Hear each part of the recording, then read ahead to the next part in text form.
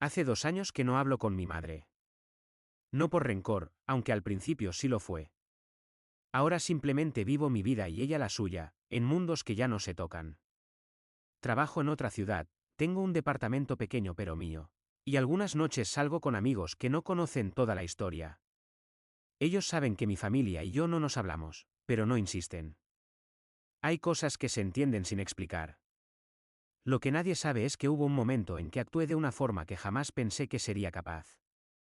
No me arrepiento, pero tampoco lo celebro. Simplemente hice lo que tenía que hacer, y después me fui.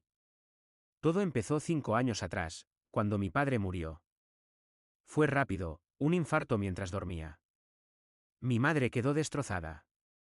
Llevaban 30 años juntos y él era su centro. Yo tenía 26, trabajaba en una empresa de logística y acababa de recibir un ascenso importante. Mi hermana Carla vivía en otro estado con su esposo, y mi hermano menor Raúl todavía estudiaba. Yo era el que estaba más cerca, así que naturalmente me convertí en el soporte de mamá. Los primeros meses fueron duros. Ella lloraba todas las noches, no comía bien, dejó de salir. Yo iba a su casa casi todos los días después del trabajo, le llevaba comida, me quedaba a cenar, la acompañaba. Raúl ayudaba cuando podía, pero estaba en la universidad y tenía sus propias cosas. Carla llamaba por teléfono pero estaba lejos. El peso recaía en mí, y yo lo acepté sin pensar. Era mi madre. Pasó 1 año y medio y mamá empezó a mejorar. Volvió a salir con sus amigas, retomó sus clases de yoga. Incluso habló de buscar trabajo de medio tiempo para mantenerse ocupada. Me sentí aliviado. Ver que recuperaba su vida me quitaba un peso enorme. Entonces, una tarde me dijo que había conocido a alguien. Se llamaba David, tenía 48 años, divorciado, sin hijos. Lo había conocido en el gimnasio y habían empezado a tomar café. Me mostró una foto en su celular.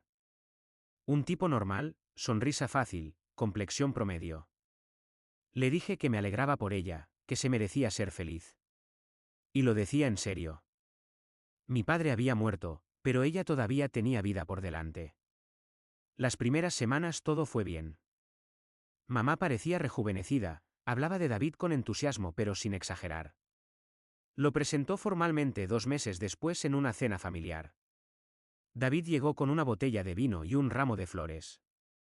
Fue cortés, preguntó por mi trabajo, escuchó las historias de Raúl sobre la universidad. Carla no pudo venir pero habló con él por videollamada después.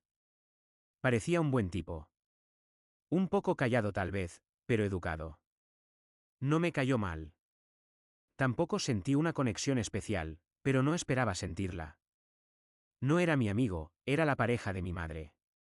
Los meses siguientes David empezó a estar cada vez más presente. Al principio venía a cenar los fines de semana, luego empezó a quedarse algunas noches, hasta que prácticamente se mudó a la casa. Mamá nunca lo anunció formalmente, simplemente sucedió. Yo seguía visitando, pero ahora David siempre estaba ahí.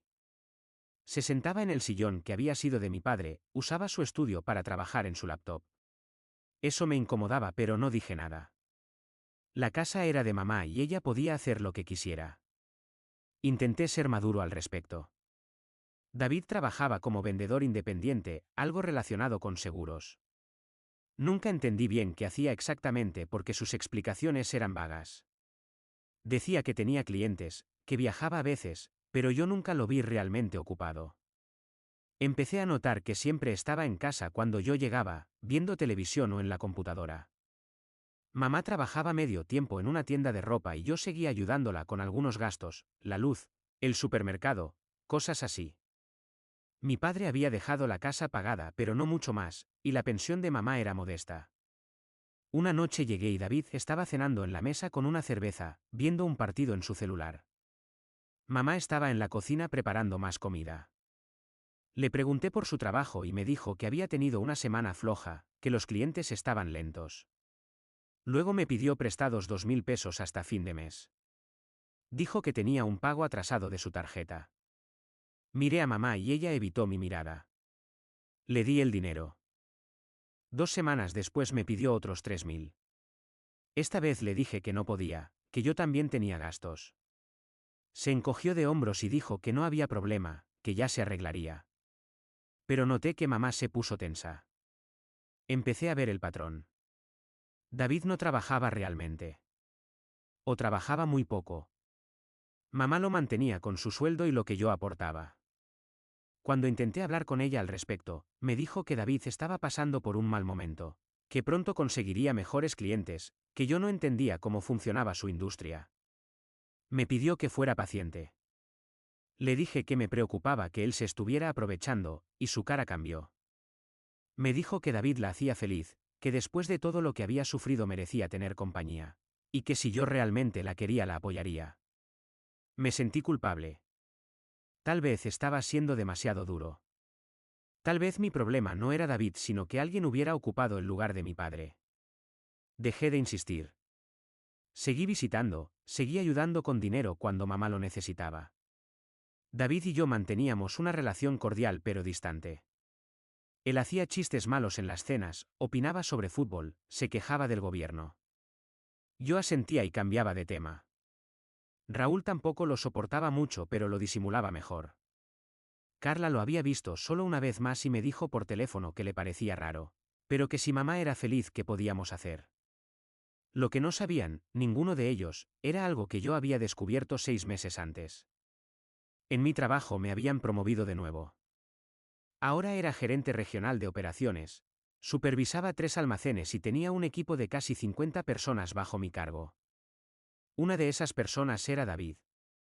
Él no lo sabía. Yo tampoco lo supe hasta que revisé la lista de personal de uno de los almacenes satélite. David Méndez, encargado de inventario nocturno, contratado hacía 4 meses. Verifiqué 2 veces. Mismo nombre completo, misma edad, misma foto en el archivo de recursos humanos. Era él, no le dije nada a nadie. Necesitaba entender primero qué significaba esto. David le había dicho a mi madre que trabajaba vendiendo seguros, que tenía clientes, que viajaba. Mentira. Trabajaba turnos nocturnos en un almacén clasificando paquetes. No era un trabajo malo, pagaba decente para lo que era, pero definitivamente no era lo que él había vendido. Y lo peor, trabajaba para mí. Bueno, no directamente para mí. Yo estaba 3 niveles arriba en la estructura, pero técnicamente yo era su superior. Si él supiera quién era yo en la empresa, si supiera que el hijo de su pareja era su jefe, probablemente se habría muerto de vergüenza. O tal vez no. Tal vez por eso nunca lo mencionó. Pedí su expediente completo. Asistencias irregulares, 2 reportes por llegar tarde, 1 por discutir con un supervisor. Nada grave todavía, pero tampoco un empleado modelo. Hablé con el gerente del almacén, discretamente, sin revelar mi conexión. Me dijo que David era flojo, que hacía lo mínimo, que siempre tenía excusas. Que lo mantenían porque no era fácil cubrir turnos nocturnos, pero que si seguía así probablemente lo dejarían ir. En la próxima evaluación trimestral. Durante semanas cargué con esa información sin saber qué hacer con ella. Parte de mí quería confrontarlo, decirle que sabía la verdad. Otra parte quería decirle a mamá. Pero algo me detenía. Tal vez era curiosidad morbosa. Quería ver hasta dónde llegaría la mentira. Quería ver si en algún momento él tendría la decencia de decir la verdad. Seguí visitando a mamá, seguí viendo a David sentado en la sala con su cerveza, escuchándolo quejarse de lo difícil que era conseguir clientes buenos. Cada palabra era una mentira y yo me la tragaba en silencio. Entonces llegó el cumpleaños de mi madre. 60 años. Ella quería una cena familiar grande, algo especial. Rentamos un salón pequeño en un restaurante, invitamos a tíos, primos, amigos cercanos. Carla vino con su esposo, Raúl trajo a su novia. Yo fui solo, había terminado con mi pareja unos meses antes y todavía no tenía ganas de conocer gente nueva. La cena fue bien al principio. Comida, música, brindis. Mamá estaba feliz, radiante. David estaba a su lado todo el tiempo, jugando el papel de pareja devota. Le llenaba la copa, le traía comida, le susurraba cosas al oído que la hacían reír.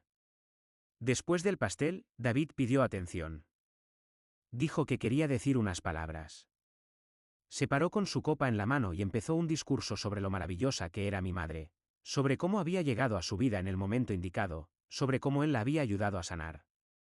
La gente aplaudía. Yo miraba mi plato. Entonces dijo algo que me heló la sangre. Dijo que mi madre había pasado por mucho, que había criado hijos buenos pero que no siempre habían estado ahí para ella cuando más los necesitaba. Que él había llegado para llenar ese vacío. Que una mujer como ella merecía a alguien que la pusiera primero. Sentí todas las miradas en nuestra mesa. Mi tía me miró incómoda. Carla apretó la mano de su esposo. Raúl dejó de comer. David siguió. Dijo que los hijos crecen y se van, que hacen sus vidas, y que está bien, que es natural, pero que los padres no deberían quedarse solos. Que él estaba ahí para asegurarse de que mi madre nunca más se sintiera abandonada. Lo dijo con una sonrisa, como si fuera algo inspirador, pero el mensaje era claro. Nos estaba culpando. Nos estaba diciendo, delante de toda la familia, que nosotros habíamos fallado y él había venido al rescate. Mamá no dijo nada. Se veía incómoda pero no lo detuvo. La gente aplaudió otra vez, creo que más por compromiso que por otra cosa. Yo me quedé sentado, apretando mi servilleta bajo la mesa. Raúl me miró esperando que dijera algo pero yo no podía hablar. Tenía un nudo en la garganta del tamaño de una piedra. Carla se levantó para ir al baño y aproveché para salir a tomar aire. Me paré afuera del restaurante, fumando un cigarro que me había pedido a un mesero aunque no fumo. Las manos me temblaban. Raúl salió a buscarme. Me preguntó si estaba bien. Le dije que sí, que solo necesitaba un momento. Me dijo que David era un imbécil, que cómo se atrevía a decir eso después de todo lo que habíamos hecho por mamá. Le dije que dejara ir, que no valía la pena hacer una escena. Pero por dentro algo se había roto. Yo había estado ahí. Yo había ido todos los días después de que papá murió. Yo había pagado facturas, había escuchado a mamá llorar. Había dejado de lado mi propia vida para asegurarme de que ella estuviera bien. Y este tipo, que llevaba 2 años viviendo de ella, que ni siquiera tenía la decencia de decir la verdad sobre su trabajo, se paraba delante de todos a pintarnos como hijos ingratos. Volví a entrar.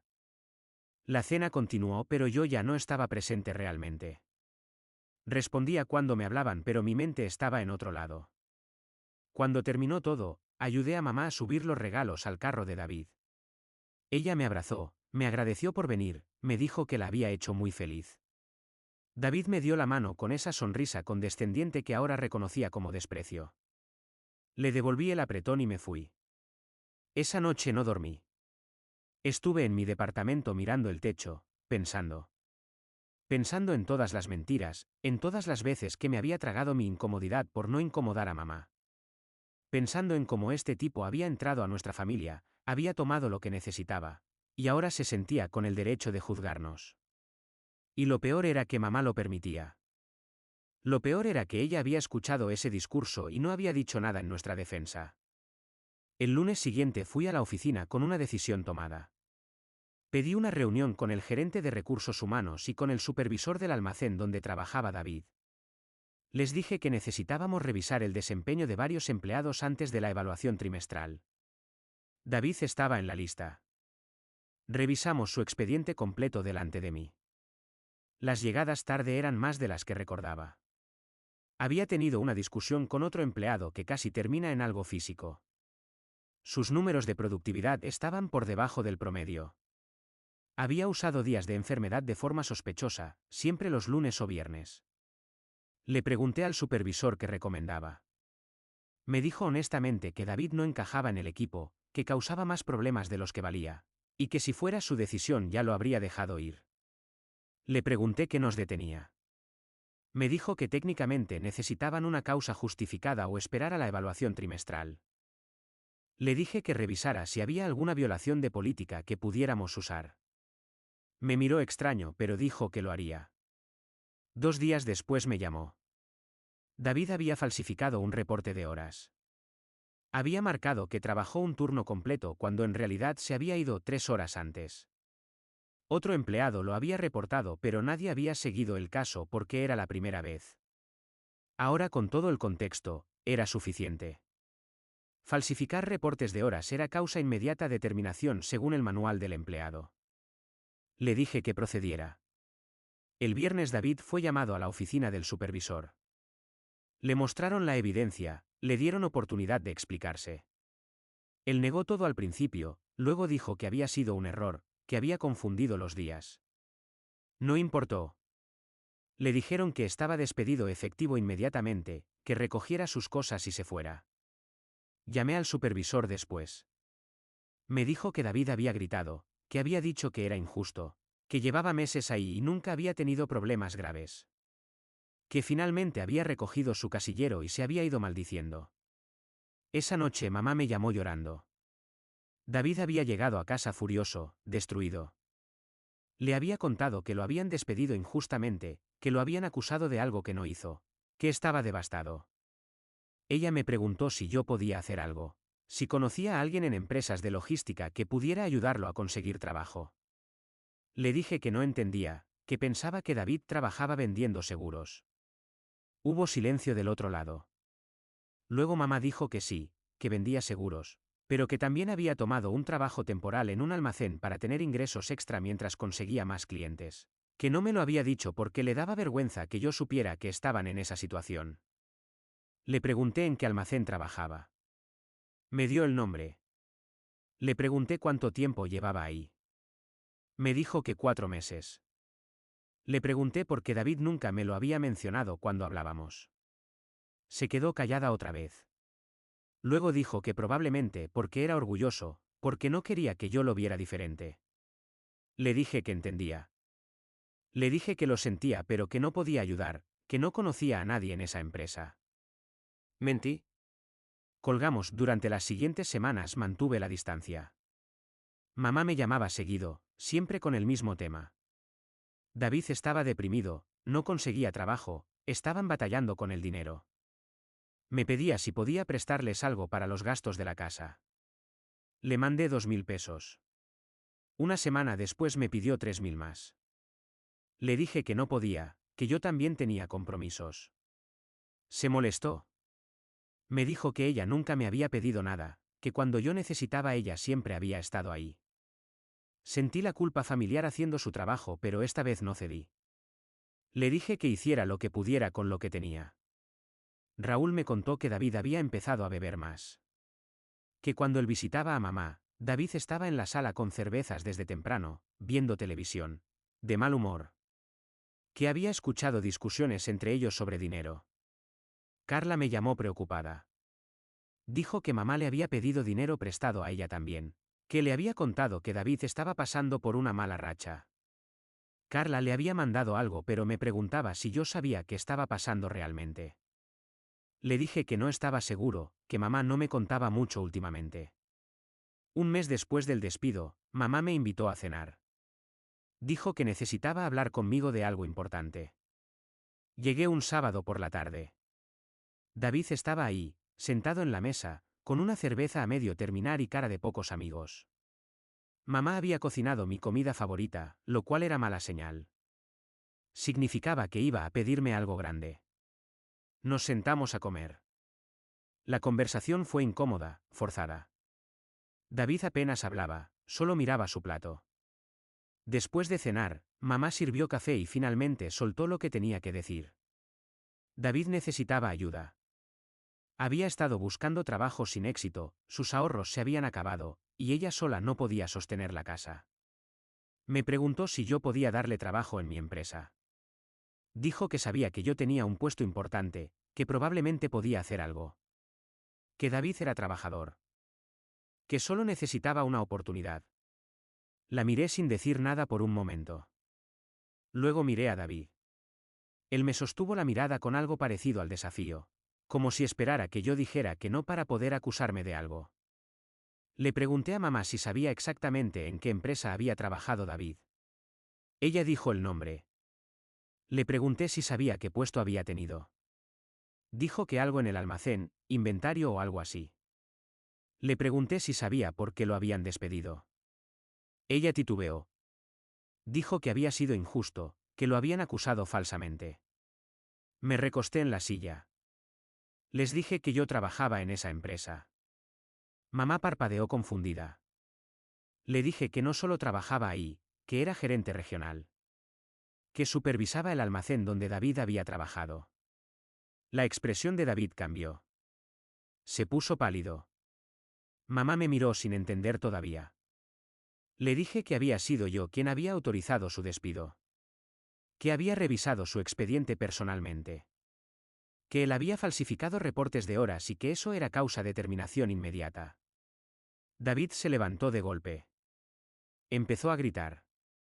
Dijo que yo era un hijo de puta, que lo había saboteado, que había usado mi posición para arruinarlo. Que todo había sido venganza porque nunca lo había aceptado. Mamá se puso de pie también, confundida, pidiendo que nos calmáramos. Yo me quedé sentado. Le dije a David que se callara y se sentara. Mi voz salió más fría de lo que esperaba. Él se calló, sorprendido. Le dije que se sentara de nuevo. Lo hizo, todavía furioso, pero algo en mi tono lo había frenado. Le pregunté cuánto tiempo llevaba trabajando ahí antes de que yo lo supiera. Dijo que 4 meses. Le pregunté por qué nunca le había dicho a mamá la verdad sobre su trabajo. Él dijo que era temporal, que no quería preocuparla. Le pregunté por qué le había dicho que vendía seguros. No respondió. Le pregunté por qué había hablado mal de nosotros en el cumpleaños de mamá, diciéndole a toda la familia que no habíamos estado ahí para ella. Me dijo que eso no tenía nada que ver. Le dije que tenía todo que ver. Mamá intervino. Dijo que yo estaba siendo cruel, que David solo había cometido un error en el trabajo. Le dije que no había sido un error, que había falsificado documentos deliberadamente. Que había mentido sobre sus horas de trabajo para cobrar dinero que no había ganado. Que eso no era un error, era robo. Ella dijo que yo estaba exagerando, que seguramente había sido un malentendido. Le pregunté si realmente creía eso o si solo quería creerlo. Me levanté. Le dije a mamá que durante 2 años había visto cómo David vivía en su casa, comía su comida, usaba su dinero, y le mentía sobre quién era y qué hacía. Que yo había pagado facturas, había ayudado con gastos, había seguido visitando y apoyando mientras este tipo se aprovechaba de ella. Que el día de su cumpleaños él se había parado delante de toda la familia a insultarnos, a pintarnos como hijos que la habían abandonado, cuando la realidad era que él era el único que no aportaba nada. David se levantó otra vez. Me dijo que yo no sabía nada, que no entendía lo difícil que había sido para él. Que había llegado a la vida de mamá cuando ella estaba sola y triste, que él la había cuidado. Le pregunté con qué dinero la había cuidado. Si con el de ella o con el mío. Me dijo que me fuera a la mierda. Le dije que con gusto, pero que él se iba primero. Mamá empezó a llorar. Me dijo que no podía creer que estuviera haciendo esto, que después de todo lo que habíamos pasado como familia yo estuviera atacando a la persona que ella amaba. Le dije que no estaba atacando a nadie, que solo estaba diciendo la verdad. Que si ella quería seguir con David era su decisión, pero que yo no iba a seguir financiando sus mentiras. Que no iba a darle trabajo a alguien que había robado a la empresa y que además me había faltado al respeto a mí y a mis hermanos. David dio un paso hacia mí. Me dijo que yo era un niño engreído que no soportaba que alguien más tuviera un lugar en la vida de mi madre. Que todo esto era porque no había superado la muerte de mi padre. Que necesitaba crecer. Me reí. Le dije que tenía razón en una cosa, que no había superado la muerte de mi padre. Pero que lo que realmente no había superado era ver a un parásito ocupar su lugar. Dormir en su cama, sentarse en su silla, y tener el descaro de decirnos que no lo hacíamos suficiente. Mamá me gritó. Me dijo que saliera de su casa. Que cómo me atrevía a hablarle así a David, que cómo me atrevía a llamarlo parásito. Le dije que era exactamente lo que era. Que revisara las cuentas bancarias, que viera cuánto dinero había gastado David desde que llegó y cuánto había aportado. Que hiciera números. Ella dijo que el amor no se trataba de dinero. Le dije que tenía razón, pero que el respeto sí se trataba de verdad. Y David no había dicho una verdad desde que entró en su vida. Me fui. Salí de esa casa sabiendo que algo se había roto para siempre. Manejé a mi departamento con las manos apretadas en el volante, con la mandíbula tensa. No estaba triste. Estaba furioso. Furioso conmigo mismo por haber esperado tanto, furioso con David por ser exactamente lo que parecía, furioso con mamá por elegirlo a él sobre la verdad. Los siguientes días fueron silencio. Mamá no llamó. Yo tampoco. Raúl me escribió preguntando qué había pasado. Que mamá le había contado que habíamos peleado pero no le había dado detalles. Le conté todo. Se quedó callado un rato largo. Luego me dijo que había hecho lo correcto, que alguien tenía que decirlo. Carla reaccionó diferente. Me dijo que entendía mi punto pero que tal vez había sido muy duro, que mamá estaba vulnerable, que David no era perfecto pero la hacía feliz. Le pregunté si la felicidad valía vivir en una mentira. No supo qué responder. 2 semanas después mamá me llamó. Su voz sonaba cansada. Me dijo que necesitábamos hablar, que las cosas no podían quedar así. Accedí a verla pero le dije que sola, sin David. Ella aceptó. Nos encontramos en una cafetería cerca de su casa. Se veía más vieja de lo que recordaba, más pequeña. Me dio culpa por un segundo. Luego recordé todo y la culpa se fue. Me dijo que había pensado mucho en lo que dije. Que había revisado las finanzas como le sugerí. Que tenía razón, que David no había aportado casi nada en 2 años. Que siempre tenía excusas, siempre había algo que le impedía trabajar bien o conseguir mejores clientes. Me dijo que había hablado con él sobre las mentiras y que él le había dicho que solo quería protegerla, que no quería que se preocupara. Que había admitido lo del trabajo en el almacén pero que insistía en que el despido había sido injusto. Le pregunté si le creía. Ella no dijo nada por un momento. Luego admitió que no sabía qué creer. Que estaba cansada. Que cuando David llegó a su vida ella necesitaba tanto no estar sola que no hizo las preguntas correctas. Que tal vez había visto lo que quería ver. Le pregunté qué iba a hacer. Me dijo que no sabía. Que amaba a David pero que también estaba enojada con él. Que estaba enojada conmigo por cómo había manejado todo. Que sentía que todos la habían decepcionado. Le dije que yo no la había decepcionado. Que había estado ahí cada día después de que papá murió. Que había pagado sus cuentas, había escuchado su dolor. Había puesto mi vida en pausa para asegurarme de que ella estuviera bien. Que si eso era decepcionarla entonces no sabía qué más esperaba de mí. Ella empezó a llorar. Dijo que lo sabía, que apreciaba todo lo que había hecho.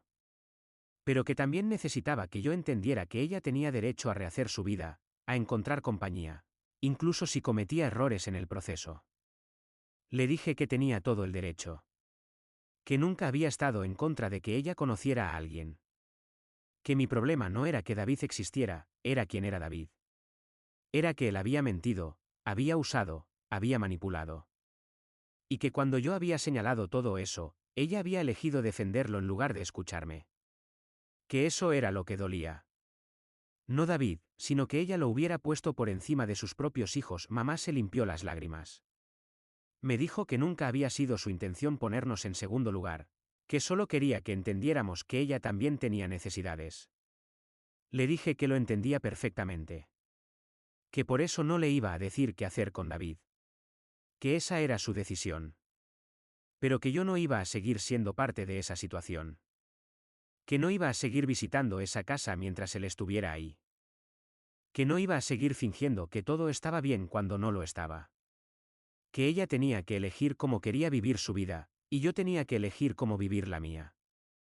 Me preguntó si la estaba obligando a escoger entre David y yo. Le dije que no. Que ella podía tener a David si quería. Pero que yo no iba a ser parte del paquete. Que podíamos hablar por teléfono, que podíamos vernos de vez en cuando en lugares neutrales, pero que no iba a volver a esa casa, no iba a sentarme en esa mesa, no iba a pretender que ese hombre merecía mi respeto. Ella dijo que eso no era justo. Le dije que probablemente no, pero que era lo único que podía ofrecer. Nos despedimos en el estacionamiento. Ella me abrazó. Yo le devolví el abrazo pero sin la calidez de antes. Algo se había enfriado entre nosotros y ambos lo sabíamos. Manejé a casa sintiendo un vacío extraño. No era tristeza exactamente. Era más como aceptación. Como cerrar una puerta que había estado abierta toda tu vida y darte cuenta de que el aire del otro lado ya no Era el mismo. Pasaron semanas sin que habláramos. Raúl me mantenía informado.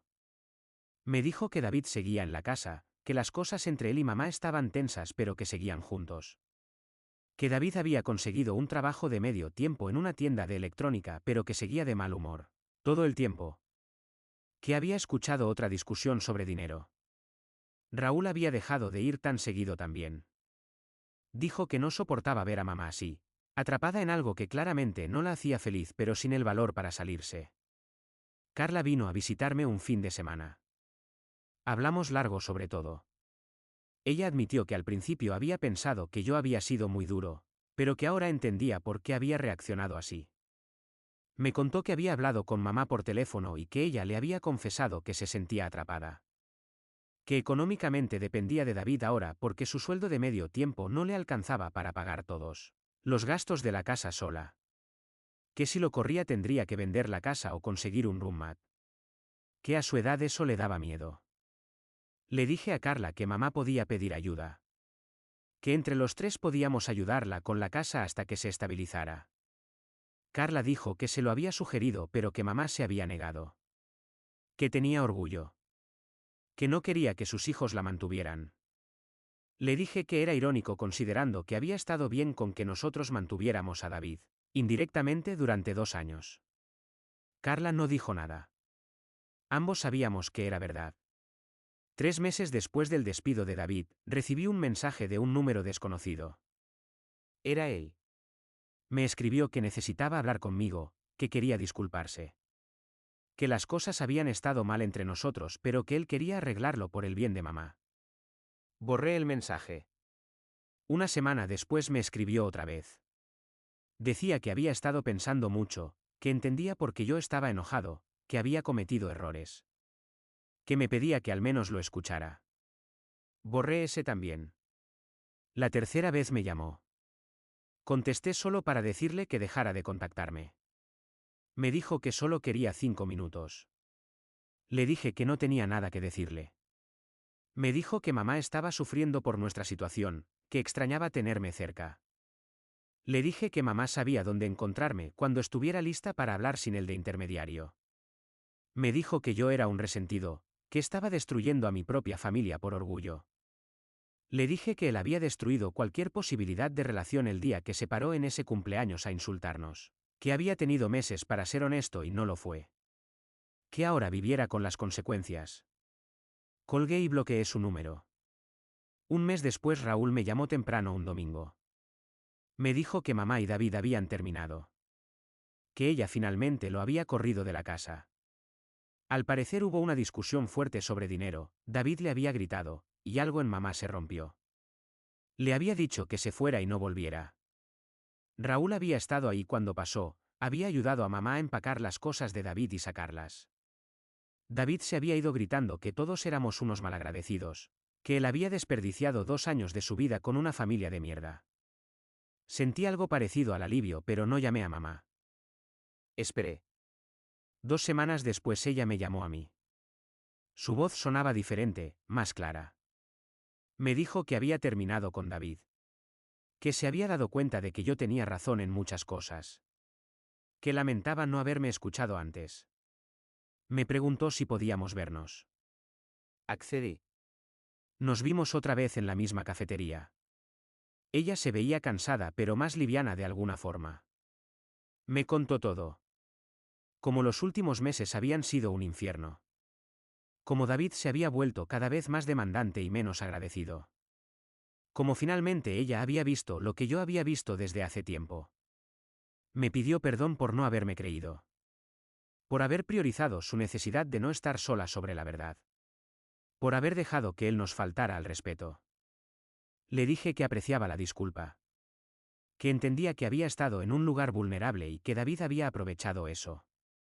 Pero que también necesitaba que entendiera que lo que más me había dolido no era David en sí, sino que ella hubiera dudado de mí. Que después de todo lo que habíamos pasado juntos, de todo lo que yo había hecho por ella, hubiera necesitado que yo probara mi punto de la forma más dramática posible para que me creyera. Ella lloró. Dijo que tenía razón, que había sido injusta conmigo. Que había estado tan asustada de estar sola otra vez que había cerrado los ojos a cosas obvias. Que me había fallado como madre. Le dije que no me había fallado. Que solo había cometido un error. Que todos cometemos errores. Pero que también necesitaba tiempo para procesar todo lo que había pasado. Que no podíamos simplemente volver a como eran las cosas antes porque las cosas ya no eran iguales. Me preguntó si algún día podría perdonarla completamente. Le dije que no sabía. Que no era una cuestión de perdón realmente, sino de confianza. Que la confianza lleva tiempo en reconstruirse. Que no estaba enojado con ella, pero que tampoco estaba listo para volver a la normalidad. Ella asintió. Dijo que entendía, que esperaría el tiempo que fuera necesario. Empezamos a reconstruir lentamente. Llamadas cortas al principio, solo para saber cómo estaba el otro. Luego cafés ocasionales. Raúl y Carla también empezaron a visitarla más seguido. Entre los tres la ayudamos con algunos gastos de la casa hasta que ella consiguió un trabajo de tiempo completo en una oficina administrativa. No era mucho, pero era suficiente para que viviera con dignidad y sin depender de nadie. Pasó un año.